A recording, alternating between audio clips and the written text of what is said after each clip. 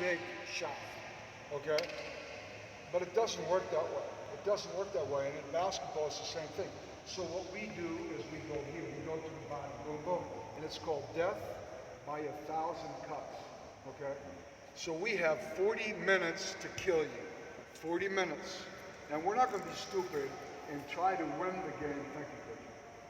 We're not going to be stupid and try to win the game in the first 5 minutes.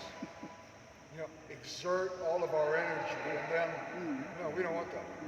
We want to be super consistent, and we will kill you by 1,000 cuts, okay? So that's our thinking, and how do you do that? You do that by being very consistent offensively, but being extremely intense, aggressive, and physical on the defensive end. You're cutting, I'm going to hit you. You're trying to go to the offensive glass, I'm going to plant my elbow in your throat. Okay? You're going to try to go one-on-one, I'm going to stop you from doing that. So, again, to me, very important to have that type of philosophy. So what we've all found as coaches is, I think, leverage is very important. Like, how do you control what your players do? How do you control that? Well, you can yell. You can wrap your arm around them and be real nice to them. You can have them run laps around the gym. You can send them home. You can go to their pocket and find them, right? I mean, those are, come on, coach, those are the things that you can do to instill discipline and make them play the way you want them to play. Does it work? No. Sometimes it does. Does it work all of the time? No. Like you really think that yelling at Hamoudi will make a difference? He's gotten yelled at so much for 20 years, he doesn't listen like this. You know? So that won't work. Make him run, you know, when he does something bad that you don't like?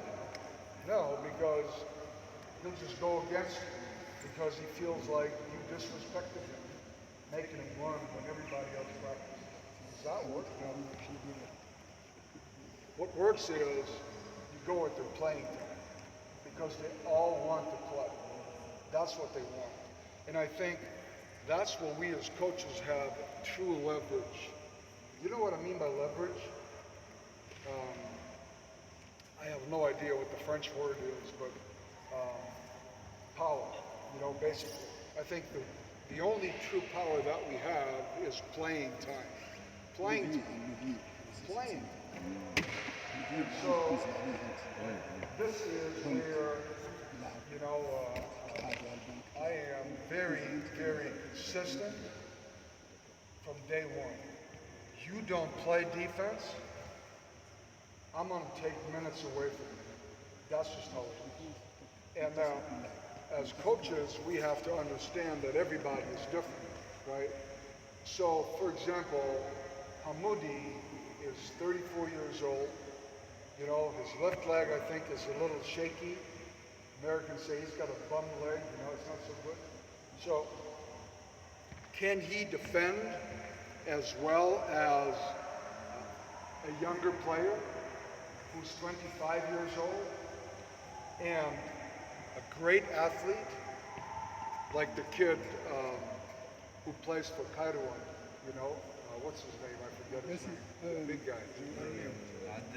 Adem. You know? So Hamoudi's defense will never be as physical and as intense as Ademi because he's 12 years older and, you know, he's not healthy enough. So that we have to understand, but he has to give me everything that he still has. Now, that won't be as much as what Ademi can give me, but I still want to get everything from him that he can still give me and that he can still give our team. So, is everybody the same? No. No, you have to be fair to everybody. If some guys are older, they can't. Okay, we know that. We're coaches. We know that. And so everybody is different. We have to understand the differences and embrace them. But Moody, if you made a three-point shot and you go like this, no, I don't want that. I want you to sprint back on defense, because if you celebrate after making a three-point shot, we get scored on the other end.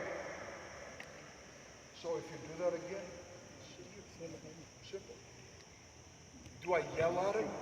No, why would I yell at him? I'm not going to make a difference. Yelling is not going to affect him one way or the other. But again, just giving you an example, it could be anybody. But when you take your playing time away from them, that will then hopefully change their actions on the court. So defense is number one for us, and we'll talk about principles and what we call non-negotiables, right? Things that you must do. That's it. There's no gray area, right? We call them absolutes. Absolute. This is what we want to see, and if we don't get it from you, we're going to cut down your playing time. Period. So I want to talk about defense later. I want to talk about offense real quick.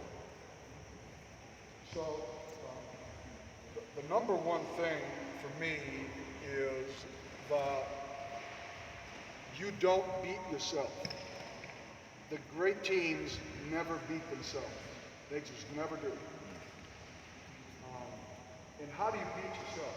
Well, you beat yourself by making really bad decisions with the basketball. Throwing the ball away, taking bad shots, not knowing what you're running. That is how you beat yourself. Okay? So offense, first and foremost for me, is making sure that you control the game and that you do not turn the ball over. Don't turn the ball over. You don't take bad shots. And you make sure that with your offense, you control the pace of the game. Now, you can play fast, but you still have to play smart and make good decisions with the basketball. So number one offensively is don't play stupid and don't beat yourself by making a ton of mistakes. Like I said, turnovers, horrible shot selection, poor spacing, all of that. 2, we want to play off the pass and not off the dribble. So when you see bad teams, a lot of bad teams for that matter, they will just dribble, dribble, dribble, and then the next guy will dribble and dribble. We say that these players have sticky fingers. The ball always sticks in their hands. You know what I mean by that, sticky fingers? You could also say that when they have the ball, they kill grass. Like imagine this is soccer, and this is grass that we play on, not wood, and they just dribble and dribble, and they kill grass with the dribble. And that we don't want. For us, the ball has to move, and you have to make decisions quickly. We say 0.5, 0.5. So when you catch the ball, don't hold it, don't do this, no. You have 0.5 seconds time to make a decision. Are you shooting, are you passing, or are you going downhill? Going downhill means you attack the rim with 1 or 2 dribbles. So 1, be very decisive, 0.5, and 2, do not over dribble. Do not kill grass. Don't have sticky fingers. Okay? Why? Because we feel that offensively, you can only develop any type of rhythm when the ball is moving. If I stand here every time down in the corner, and I have to wait for the ball to come to me and stand, I will never develop any kind of rhythm. So you develop rhythm by A, ball movement, and B, body movement. Okay. But especially ball movement is the key. And if you watch Monastir play, I think you know, they play outstanding offensive basketball to me. Why? Because they have great ball movement, great ball movement. And I don't think anybody shoots the three-point shot as well as they do. And of course, you know, they have really good three-point shooters. We know that. But I think it's also the fact that they have rhythm when they shoot. And standing there 2 or 3 times in a row, possessions, 3 possessions in a row, then you get it, then you're wide open, then you're supposed to make the shot. That's hard, even if you're a great shooter. But if you're involved and you have rhythm, and now you get the same shot, it's a much easier shot. And so I think their movement and body movement and ball movement makes them even better shooters than they already are. Okay? So again, ball movement, super important, intelligent shot selections. Now the players have to understand what kinds of shot your coach wants. Okay? So when I played, and you know, the young coaches, it's a little different, but we have some older coaches here too. The thinking was get closer. So this, if it's not like totally open, no, get closer, closer. And obviously this is the ideal, but the closer to the basket, the better. That's why in the 90s and the early 2000s even, coaches would tell their players to take a lot of mid-range jump shots. Right? Because this is closer than that. So take a mid-range jump shot. Get closer. Well, because of analytics, we now know that that was a mistake. So the 3 shots that you now want are the following. 1, obviously, you want layups, closing shots, jump hooks, dunks, and layups. Number 1. Number 2, you want to shoot more free throws than your opponent. How do you shoot free throws? You don't shoot free throws by taking mid-range jump shots. You shoot free throws by attacking the rim. So 2 is we always want to shoot more free throws than our opponent. So when I get the scouting report of the game, the first thing that I look at is who shot more free throws. That's the first thing I look at. Because I think it's very important to go to the foul line more often than your opponent. Okay? And then lastly, we want to take as many open threes as possible. As many open threes as possible. Okay? So these 3 shots we like. What we don't like is the 2-point shot off the dribble. Don't like it. Sometimes you have to take the shot, but we don't want you to take it. And we don't want pass and then mid-range, long-range 2-point shot. Don't like that either. Okay. So these are the 2 shots that we don't like at all. And our offense is designed so that we produce these types of shots. Layups, free throws, and 3-point shots, open threes. And I think the question that you want to ask yourself as a coach is my offense producing these highest percentage shots?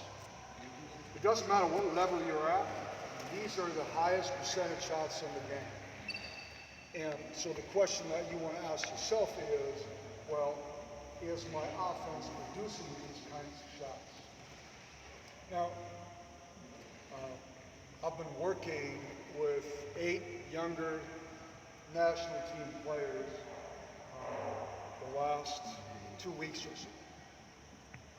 And the biggest problem that I see with their games is the lack of 3-point shooting.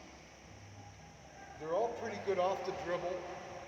The one thing I love about all of them is they have big hearts and they play really hard. And they have a passion for the game. But the outside shooting is a problem. And so I think what we have to get better at is developing three-point shooters. Look, I don't know the stats of the first division, like what the three-point percentage shooting was 5 years ago and what it is now. But what I can tell you is that in the NBA, now that they've found out how important three-point shooting is, they work on it so much. And over the last 5 years, and I told this to the youth coaches yesterday, the shooting percentage overall, on an average in the NBA, has gone up 3-4%. From 33 to 36 to 37. That's a lot, okay? And why is that? Because they're working on it during the summer, each and every day. And I just think that we have to get better at that because three-point shooting is probably the most important weapon offensively that you have. Okay, so we said, one, offensively, don't beat yourself. So don't make dumb decisions. Don't turn the ball over. Don't take bad shots. Two, we said, make sure, and this is very important, that you understand which types of shots we want and which types of shots we don't want. Three, great ball and player movement. Now, I'll give you one more reason why I think ball movement is so important. If, for me as a coach, defense is very important, and I believe that we can only win, how we're going to beat Brazil or Croatia or Germany if we play poor defense. There's no way. There's no way. If we allow 90 points against those teams, we're going to lose for sure. We're going to lose for sure. Coach, please sit down.